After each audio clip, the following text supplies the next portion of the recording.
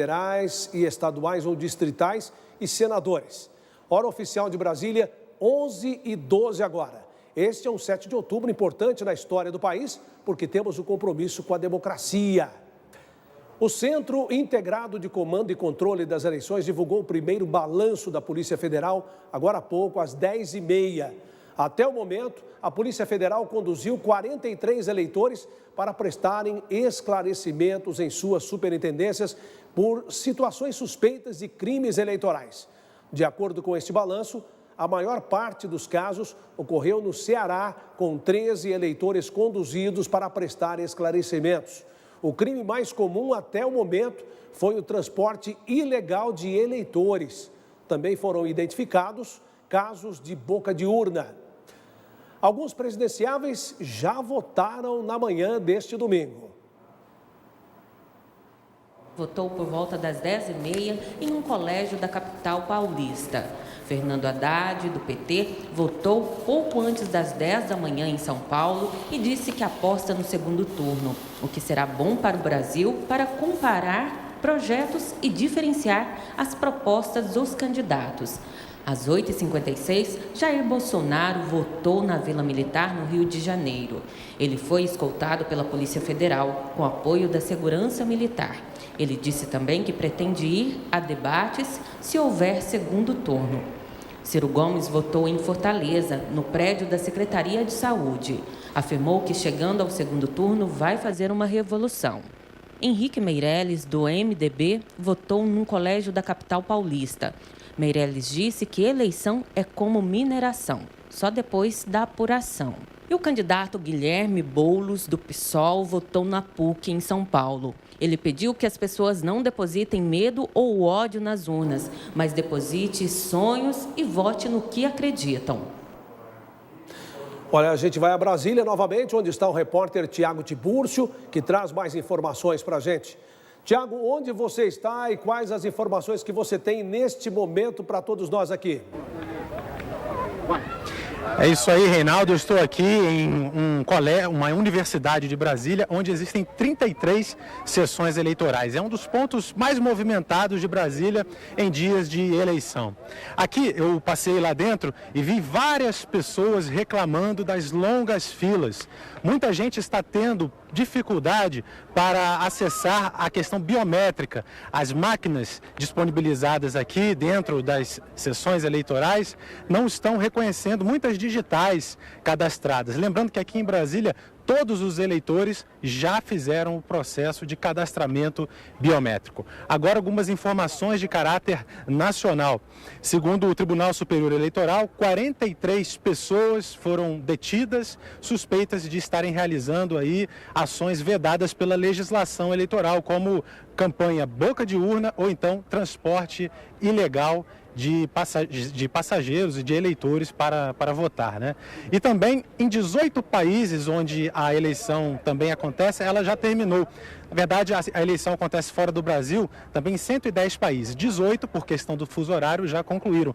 E muitas pessoas estão fotografando o boletim de urna, que é um documento que é obrigatório cada sessão eleitoral imprimir e disponibilizar nas portas das suas sessões, para que as pessoas possam fotografar e depois auditar as urnas. Então isso na internet já está sendo amplamente divulgado e as regras para os outros países, das eleições nos outros países, valem também aqui no Brasil. No DF, os principais candidatos ao governo aqui do Distrito Federal já votaram, são 11 candidatos ao governo. As lojas vão abrir a partir da 1 da tarde. 3 pessoas foram detidas por propaganda boca de urna e 2 urnas foram substituídas entre as 6.732 que estão em funcionamento aqui no DF. Aqui mesmo, nesse local, uma dessas 2 que foi substituída, e o processo para substituir uma urna leva cerca de 30 minutos. Por isso, nem todas as pessoas estão satisfeitas com o processo de votação, pelo menos nesse momento aqui em Brasília, Reinaldo. Nós conversamos, então nós ouvimos o Tiago Tiburcio, direto da capital federal, trazendo informações importantes para a gente. Vamos exibir agora uma matéria, uma reportagem que vai ajudar você a mergulhar um pouco na história do Brasil e a entender como se chegou ao atual Estado Democrático de Direito, instaurado na Constituição de 1988. Veja na reportagem de Sidney Fernandes e Rodrigo Tedesco. A participação popular é a alma da democracia. Por isso, é difícil falar dela sem mencionar a importância do voto. Quanto mais você aproxima a vontade popular da organização do Estado e do poder, mais democracia você tem. A primeira eleição indireta ocorreu ainda no Brasil colonial em 1532. Moradores da vila de São Vicente, litoral paulista, foram às urnas escolher representantes do Conselho Municipal da cidade. Até 1821, só havia pleito municipal, não existiam partidos políticos e o voto não era secreto. Homens considerados bons e livres, segundo os costumes da época, e com renda superior a 100 mil réis, o equivalente a 12 mil reais hoje, detinham o direito do voto, ao contrário de mulheres, escravos, militares e mendigos. As regras permaneceram até 1889, quando se proclamou a República. A primeira eleição direta para presidente se deu em 1894, com apenas 2% da população. A partir dos anos de 1930, no período de Getúlio Vargas, a República foi refundada. Criou-se a Justiça Eleitoral e o voto passou a ser secreto. Mas a nova lei caiu 7 anos depois, com o golpe do Estado Novo, impetrado por Vargas, que durou até 1945. A queda de Vargas levou à restauração do regime democrático. Surgiram os partidos políticos e os movimentos da sociedade civil começaram a caminhar em direção à nova ordem institucional. Você tem uma democracia eleitoral nesse período, se constitui a justiça eleitoral e ela tem poderes sobre a organização, amplia-se muito e cria-se o voto secreto, o voto direto, secreto do cidadão. Em 64, a restauração da democracia é novamente interrompida com o golpe militar. Foram 21 anos de regime até a eleição indireta de 85 e a promulgação da nova Constituição em 1988.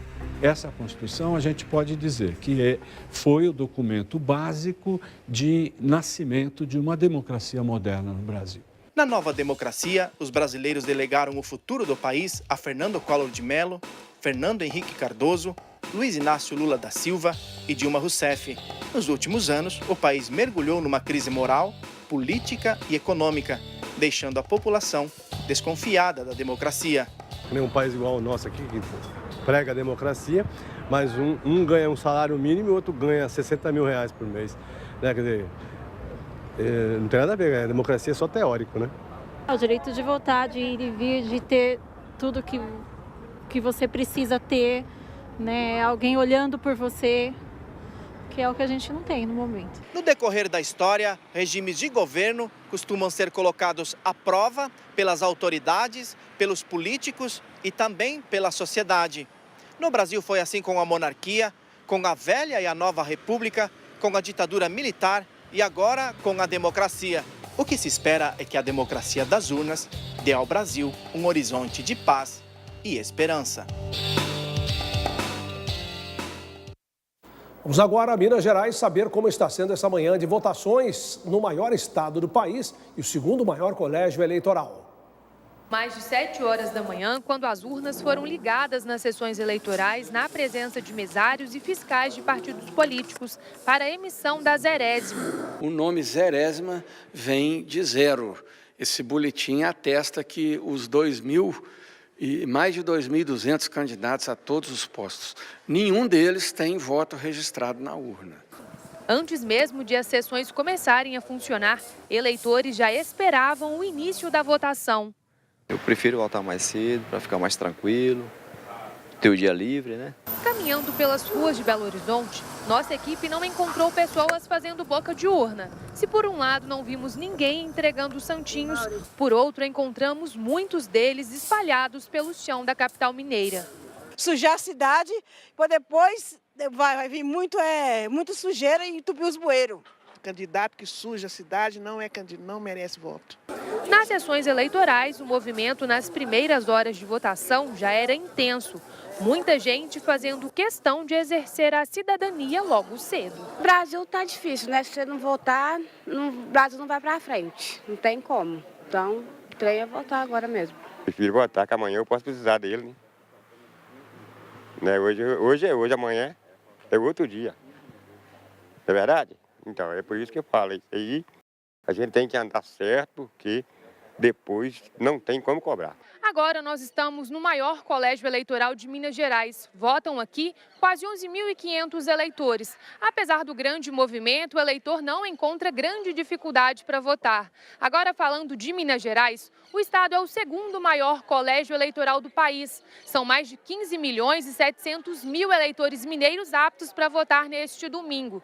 2.225 candidatos disputam a preferência da população para os cargos de governador, senador, deputado federal e deputado estadual. Número recorde segundo a Justiça Eleitoral do Estado. Para quem ainda não foi votar, a orientação do TRE é trazer uma colinha como essa, porque o eleitor precisará escolher 6 candidatos. Ao todo, são 19 números para lembrar e digitar. Por isso, a colinha vai facilitar a vida do eleitor e agilizar a votação. Vamos ao vivo a São Paulo com o repórter André Cunha. André, onde você está agora nesse momento e quais as informações de momento que você tem para nós? Bom dia, Reinaldo. Bom dia a todos. Eu estou aqui na sala de imprensa do TRE, onde estamos todos nós, jornalistas, profissionais da imprensa, trabalhando para essa cobertura das eleições 2018. Bom, nós conversamos agora há pouco com o desembargador Carlos Eduardo Calduro Padim, ele que é presidente do Tribunal Regional de São Paulo. Ele falou para nós sobre a confiabilidade das urnas eletrônicas, defendeu o uso da urna eletrônica, disse que não há o que questionar, pelo contrário, as urnas eletrônicas são seguras, inclusive protegidas contra qualquer invasão de hackers. Vamos ouvir o que ele disse. A urna está sendo usada há 20 anos e não há nada que a desmereça efetivamente, algo concreto, específico, né? Tudo que vocês ouvem falar é boato. Eu mais uma vez insisto, a urna não está ligada à internet, a urna não se liga a nenhuma rede social, a urna é completamente imune a problema de hacker, essas interferências externas. O desembargador também ressaltou as ocorrências desses primeiros momentos, dessas primeiras horas de eleições aqui em São Paulo. Segundo ele, foram cerca de 30 urnas que precisaram ser substituídas. Lembrando que, fora do Brasil, também outros eleitores, 500 mil de eleitores, estão participando dessas eleições 2018. E em alguns países, a votação, na verdade, a votação já foi encerrada. Alguns deles, são 18 países no total: Nova Zelândia, Austrália, Japão, Coreia do Sul, China, Taiwan, Timor-Leste, Indonésia, Singapura, Filipinas, Malásia, Hong Kong, Vietnã, Tailândia, Índia, Nepal, Omã e Emirados Árabes. São alguns dos países que já registraram o fim das votações neste domingo. O que está acontecendo na internet é que algumas pessoas estão compartilhando boletins de urna que foram fixados nas portas das zonas eleitorais e aí estão divulgando essas informações já com os resultados dessas regiões, dessas zonas eleitorais. O TRE nos informou o seguinte: estes boletins são verídicos, então essas informações também procedem. Por isso, e é comum, né, após o final da votação, os mesários eles colocam o boletim das urnas fixados nas portas, nas paredes das zonas eleitorais. Então isso é muito comum e as pessoas estão replicando essas informações pela internet. Nós voltamos a qualquer momento, aqui de São Paulo, com as informações das eleições 2018. Com você, Reinaldo. Nós ouvimos então o André Cunha, direto da capital paulista, trazendo as últimas informações. E assim nós ficamos por aqui. Outras informações você acompanha a qualquer momento durante nossa programação, como disse o próprio André. E a partir das 5 horas da tarde, nossa equipe de jornalismo entra ao vivo, direto de Brasília, capital federal, com todas as informações desse dia, desse domingo de votações e o desenvolvimento das apurações. Bom dia, bom voto, Canção Nova, na cobertura das eleições 2018.